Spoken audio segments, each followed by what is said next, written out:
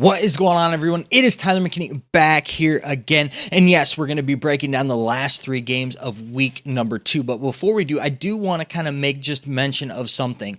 I have both Android and iOS devices, and I have the XFL app on both of them. And yeah, you can look at stats there, but it's about 75% of it's there. There are just kind of like some errors and some things. Now, I don't know if it's just stuff that's not translating over, and it almost seems like they're pulling it from the website and putting it there, but not everything is translating through. So if you're really looking at the stats for these games and these teams, go over, even on your mobile devices, go over and look at it from the website. It's much cleaner. You can see everything, and it's a much nicer experience. So just a little tidbit for all you nerds out there. Okay, let's not waste any more time because you know me, I can be long in the tooth. Let's get into breaking down these games. So Saturday night, 7 p.m. on FX or ESPN Plus, they're going to be at Cashman Field. This is going to be the very first home game of the Vegas Vipers. Now, the thing about Cashman Field here is yes, this is a converted baseball diamond into a soccer field that only holds about 10,000 people. And the thing right now is that it doesn't look like they're going to fill that place up. The tickets haven't really been, from the word on the street, not selling great. Hopefully they got enough people in that to make that place rocking and to really give them a nice home field advantage, or a home feel at least for this game. Now, the DC Defenders are coming to town and they're getting 3 points from the hometown Vipers. The over-under for this game is 38.5 points. Now, let's go ahead and let's break down this game, and I'm going to give you my keys to the game for each one of these teams. The Defenders really need to find an identity on offense. I think that you're going to see Teamu and Derek King both being used throughout this game, but they really need to figure out, are they going to be a team that is going to utilize the pass and, everything's going to be derivative of the pass, or are they going to utilize the run to bring on the pass?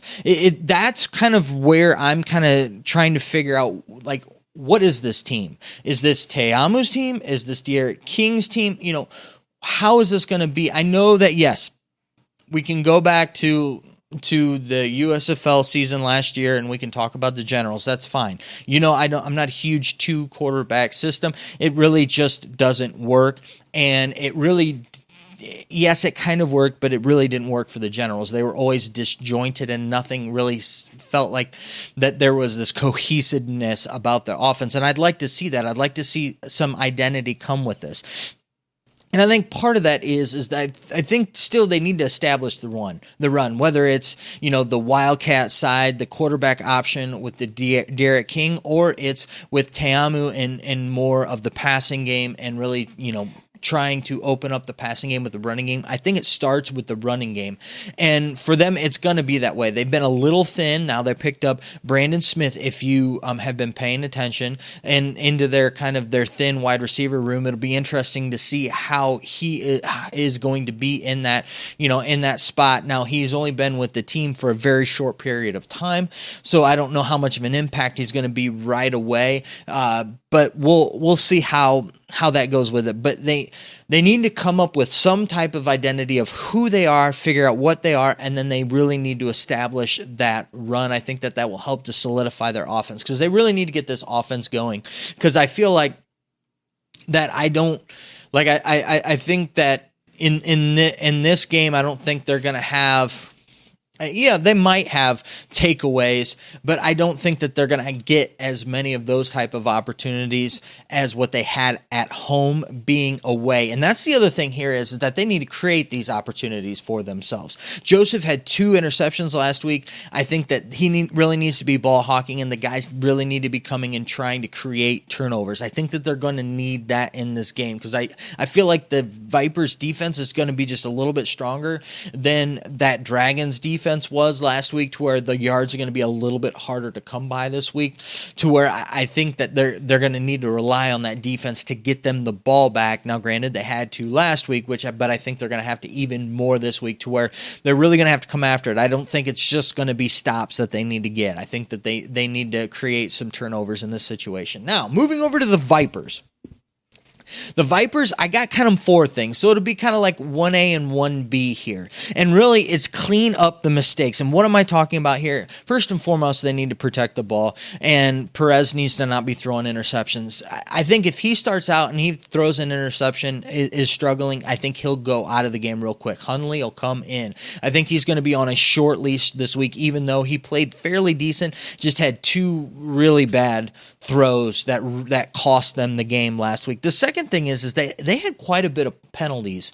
The XFL, the refs haven't been really, throwing the flags and interjecting themselves into the game that much. And so for them to have the penalties that they had, 8 last week, they really need to cut that in half. And I think that that'll help them to kind of get things moving, get things going. But clean up the mistakes, I think, is the very first thing that they need to do. And the second thing is they need to figure out some type of a run game. It can't be as abysmal as what it has been. I think you've got 2 good running backs in Lovett. And now Lovett needs to hold on to the ball, but you got Lovett and you've got Smith. And they really need to get Smith involved in this thing because he needs to be more than just a glorified blocker in there. He has to be able to draw some attention to himself, I think, and that should help this O-line with some of that stuff. Now, I do know that O-line's got to figure out how to block the run. They didn't really give them anything when it comes to that. So I think that part of it falls on the offensive line, but really each one of those running backs needs about 5 more carries apiece, and I'd like to see that happen. And 2, if you do that, it takes away from the pass, which in turn, less opportunities to cause those mistakes. And I think that might help to not have as many mistakes and then, bring them to the win. Because I think that this defense, if this defense can go in and confuse that DC offense, I think that they're going to have a really nice day. They're going to keep DC at bay, and that the Vipers can kind of have a not so aggressive offense, be able to be, a little bit more, guarded about the way that they approach this thing and not have as many issues. So I don't really see them this week. I'm hoping that they can do that. So my third thing, if you didn't catch it already, is to just come at them with that defense. They need to really confuse that offense and create issues for the offense that's really looking to establish itself. Like I said before, this one's a hard one for me to kind of go through. Usually I can come through and kind of figure things out a lot easier than that. This week it was tough for me for this particular game. I think that this is going to be kind of one of those slugfests back and forth. And I think that the over is going to cash in on this one. I don't know why. I've just kind of been on the overs, and with that, but I think that being home, the home crowd, I think is going to help this Vipers team. I think that they're going to clean some things up. It's got some really neat storylines, like who's going to be the quarterback for each one of the team. How are these defenses going to take advantage? I really feel like that, maybe the defense might have an advantage on both sides of the ball in this game. Not necessarily so much. I think that the Vipers can have, some potent offense with, on the passing side of things with Bedette and things like that. But I think that, like I said, I think that the defenders' defense, can keep some of that at bay. So yeah, there's just some really cool things. It'll be interesting to see if they can get Bryant going and we can see a little bit of his former self.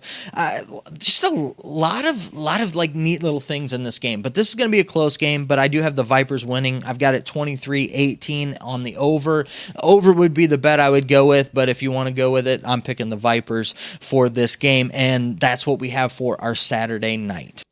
Now, moving on to Sunday's games. Let's start off with the 4 p.m. game. We're going to be on ESPN or ESPN Plus if you're watching over there. It's going to be at Camping World Stadium there in Orlando. And the word on the street is that that ticket sales are hot there, that get them while you can because they're going fast. And hopefully that's the case. Hopefully they can make up for, the lack of ticket sales that's going to be in Vegas because they can only do 10,000 people. Hopefully they can pack that place, but hopefully they can make up for it here in Orlando. Now, We have the Brahmas. So you have the San Antonio Brahmas coming to town to face the hometown Guardians. This one is going to probably be one of the slower games of the week, kind of like Sunday afternoon was last week. But let's go ahead and let's break this one down. Now, my keys to the game for the Brahmas. First and foremost, it ain't broke. Don't go in fixing it. Really what happened is that you gave up a whole lot in a minute and a half. You didn't have a bad game plan. You played, you could have won it. Don't go in and, changing all these things out. There wasn't a lot broke with what you had going on there. The key thing is that with this, you need to understand and believe in yourself and take yourself to that place of winning. And this is really, it's kind of a philosophy type of a thing. It sounds all flowery. It sounds kind of great, but really the Battlehawks right now, the reason why they're 2-0 is because they have that mentality, that winner mentality, figuring it out. And the Browns just need to figure it out.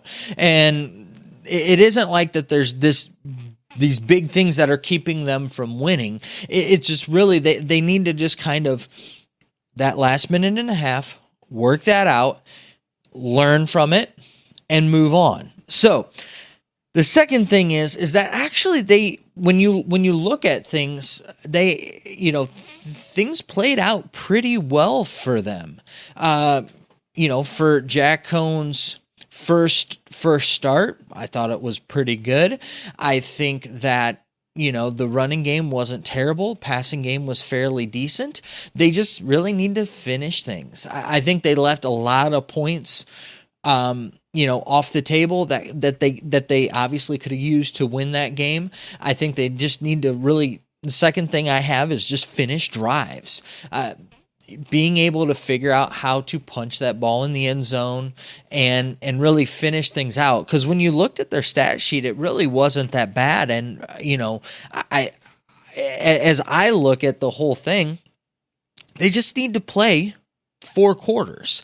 And that's really the third thing that I have is play a full third quarters. Like I said, there's not a whole lot here that I have for this team. I think that they played decent defense. I mean, literally I'm like watching the screen and it's crazy how dismal until that last minute and a half or a couple minutes when they were actually kind of driving down that first drive.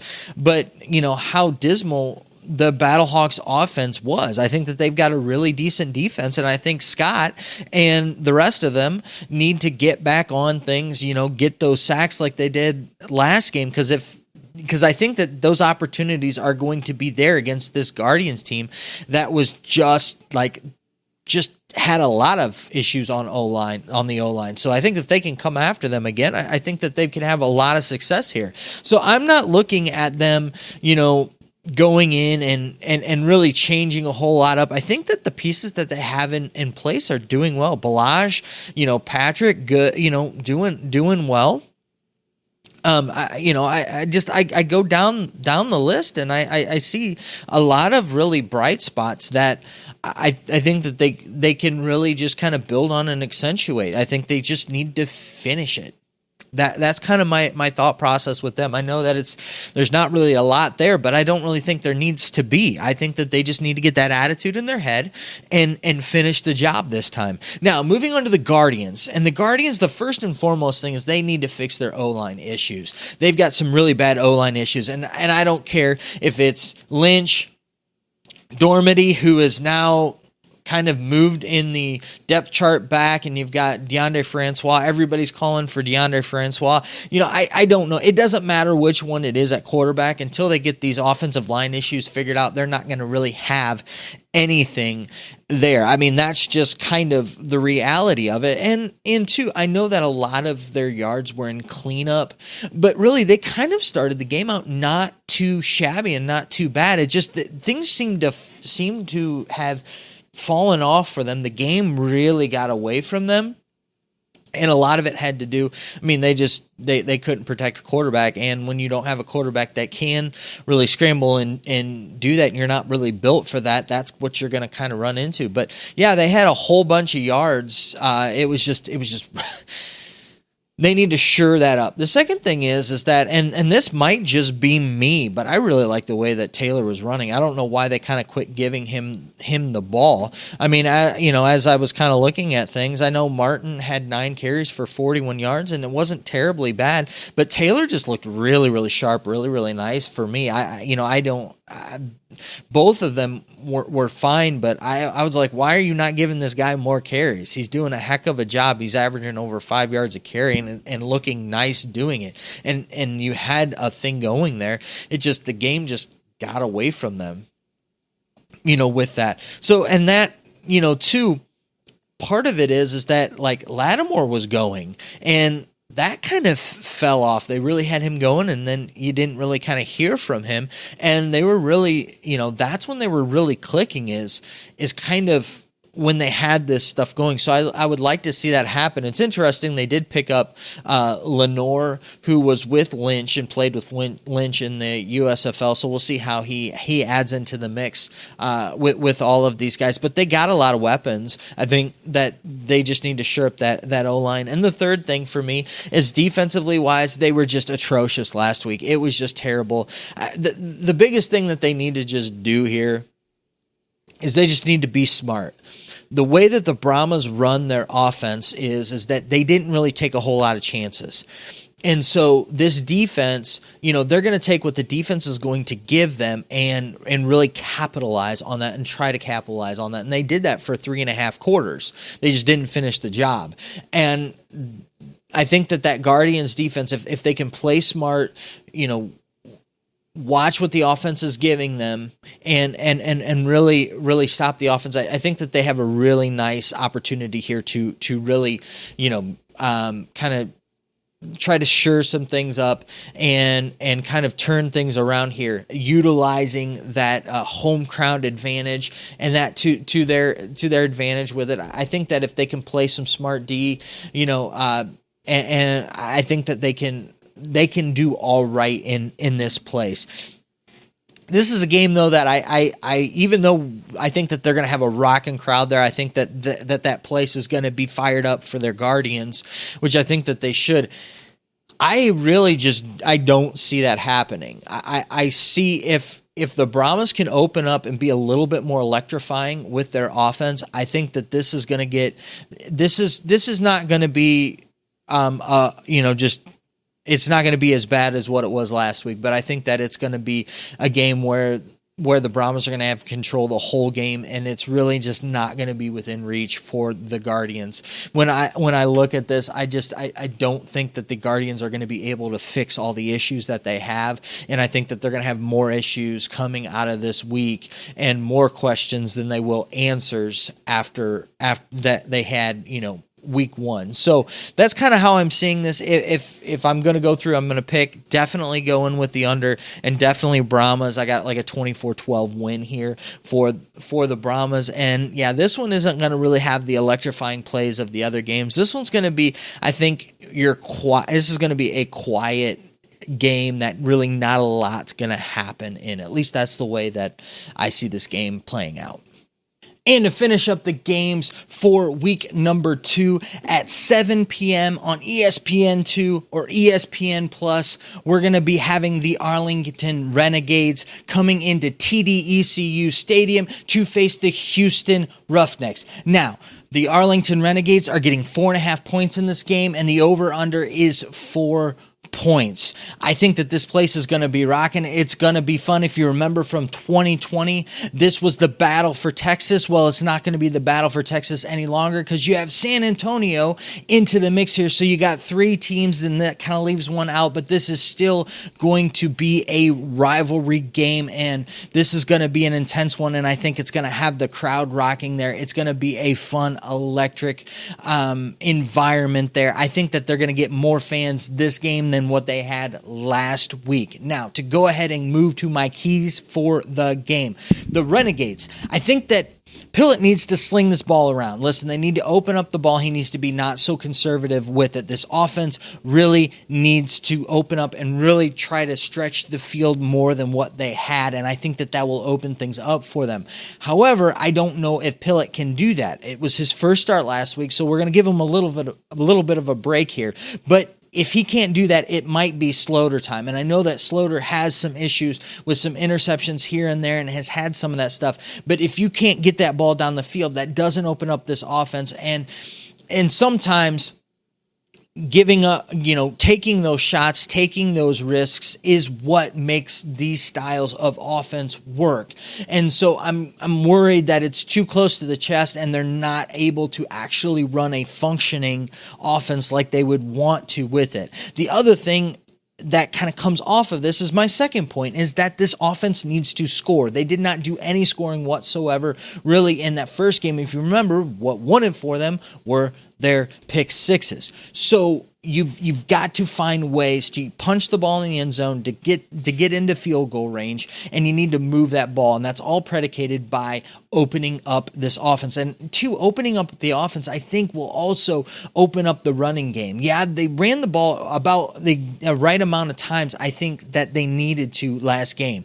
I wasn't worried about the kind of the balance between the run and the pass. That wasn't an issue for me. It was that less than 3 yards a carry is the issue, and a lot of that had because they were just struggling pushing the ball down the field on offense. So I think that they can open that kind of thing up. I think that that's going to really help them here. And the other thing is that they need to get stops on defense. No, it's not so much the takeaways, it's the stops on defense that they really need here. The Vipers, if it weren't for those really 2 pick sixes, they scored touchdowns on this defense. So this defense kind of needs to shore some things up, and they're not going to make, with this high-powered offense against them this week, the way that it is, they don't have the opportunity to just kind of let them score and hope that they can get takeaways. They really need to get the stops, get the ball back to that offense, and give that offense an opportunity to go and score. I don't see them being able to replicate what they did last week. So they need to kind of shore some things up and get some stops on defense. Now, moving on over to the Roughnecks, the first thing is they got to get rid of the interceptions. Silvers needs to do a better job, and I don't really see any quarterback changing here. They might, experiment with McDonald a little bit like they did last game, but, they're not going to be doing any changes unless things fall off for him. He throws a pick six early, has some issues. He might come out of the game, but I don't really see a lot of that happening because he's really been doing a good job of what the second thing is, and that's getting the balls to the playmakers. The playmakers need to be stars in this game, and I think that they can, and I think that they will, and I think it all starts with Borghi. You need to get him about 20 touches at least in this game, whether it be hitting him out in the passing game or handing the ball off to him. I think right now he's kind of one of their biggest X factors that they have on this team. Burnett's great. Kirkland, Harris, I think that they're all good and they're all great, and I think that the ball needs to get to them. But Borghi is really kind of that X factor that kind of really sets things apart, and actually has really been was the spark for them last week. It would be kind of cool too to see Bird get in on the action of this, but the stars on offense need to shine for this team. And to finish things out, they just on defense, they need to keep coming. That's pretty much just what it is. They played a great game last game on defense. They had 8 sacks, they had 3 interceptions. You can't ask for much more than that on defense. They only held the team at 12 points. So I mean, you're looking at this thing, and they played really well, and I think they just need to keep coming. And if they keep coming, I think they're going to create issues for that Renegades offense, because I think they're a better defense than the defense that the Renegades played last week. And I think that if they can do that, they might be able to really make things difficult for Pillett, which might in turn bring Sloter into this game. So when I see that and I look at all this, it's just really hard for me to see the Renegades winning this at all. I think that they're going to have a struggle throughout this game. I think it's going to be it's going to be a closer game than what it was with the the Guardians, but I don't see this thing going any other way than a big win for Houston. In Houston, that crowd rocking again. It'll be fun. I've got a 31-18, something around there. Roughnecks win. This game is not going to be it's going to be one of those things to where I don't think that the Renegades are ever going to be knocking on the door or anything like that. I think that they're going to pretty much stay out of reach, but kind of keep pace, kind of with that throughout the game. Definitely have the over here. It's going to be one of those to where, like the Guardians, I think it's going to be a blowout, but it's going to be a fun one to watch because you're going to see guys showing out. You're going to see some really cool plays, and it's going to be fun to watch these guys ball out in this game. So it's going to be one that isn't going to necessarily be less like close game, but it'll still be a fun one to watch and catch on Sunday night. So there you have it. There are my thoughts. Those are my picks for the rest of the week. Let me know what you think down in the comment section, and we'll continue the conversation on down there. All right, guys, listen, I know that you're busy, and I know that I'm busy, so let's get on out of here. You have a good night. Bye.